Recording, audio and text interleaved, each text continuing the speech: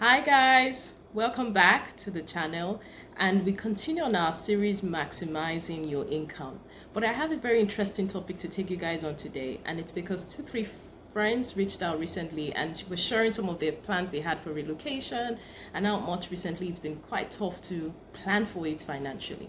So I realized there's some things we forget when we take the decision to either leave the country we're familiar with and move to a country that we're in search of greener pastures, or we want to live with loved ones, or we found a new job and you just want to change to live in a new location.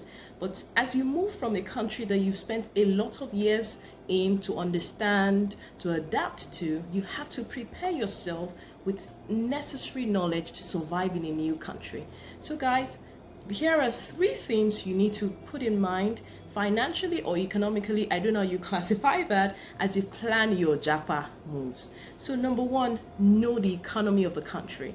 You cannot move from a country you spent years in to a new country without sitting down to say, what are the policies in place? What are the new regulations in place?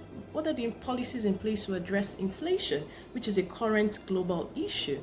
What's the current interest rate? Because why? The interest rate has implication on lending, it has implication on mortgages, it has implication on your ability to get in there and say you want to buy a car immediately too. So you have to pay attention to what's government saying. Most importantly right now is the central bank of that country. What are they saying in the news? What are they sharing? What are the concerns around labor employment numbers? You need to have those indices and you need to prepare for it. So you need to know which ones are the large sectors of the economy. What are the major new policies that the government is pushing out? Just get informed, guys. Like, load yourself up with everything that you've ignored about this country that you've lived in, and then go in search of knowledge, economic knowledge about the new country you're moving to.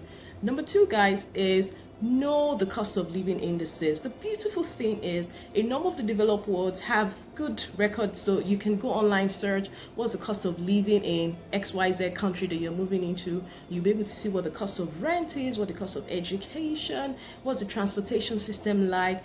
Would I need a car in the city I'm moving to, or the public system is good enough? What's the health like? What's feeding like? You have to get cost of living indices and metrics, which usually you will find online. Then you know them. You know, okay, the cost of living where I currently have is around $100, but the country where I'm moving to is going to cost $200. Now, the last one, and this last one is based on your understanding of the economy and your understanding of the cost of living, is to benchmark your savings. Benchmark your savings ensures that you don't get stranded along your journey of planning to JAPA. So pretty much, you look at it, you say, okay, I earn in Naira currently, have most of my savings in Naira. Okay, but I'm moving to a country, I'm going to spend Canadian dollars. Now that I know the economy better, now that I know what the cost of living indices is, I have to reorganize my savings. I have to benchmark my savings against that country's currency with my understanding of the economy. So which means I can project, I can say, oh, if earlier this year I thought to myself 100,000 Canadian dollars will do, maybe because now there are reviews around interest rates, maybe because now there are reviews around employment, maybe because now I've seen from cost of living that housing has gone up, I can review my savings and adjust appropriately. So guys, those are the three things I want you to keep in mind. Number one, know the economy. Number two, find the cost of living indices. You can easily get that on Google, guys. Just search it, you'll find it. And the final thing you would do once you have those two metrics is to benchmark your savings against that local currency of the country you're moving into. So guys, I hope you find this very helpful.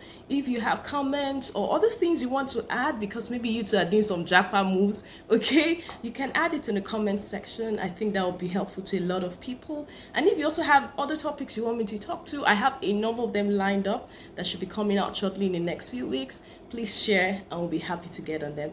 Thank you. Bye.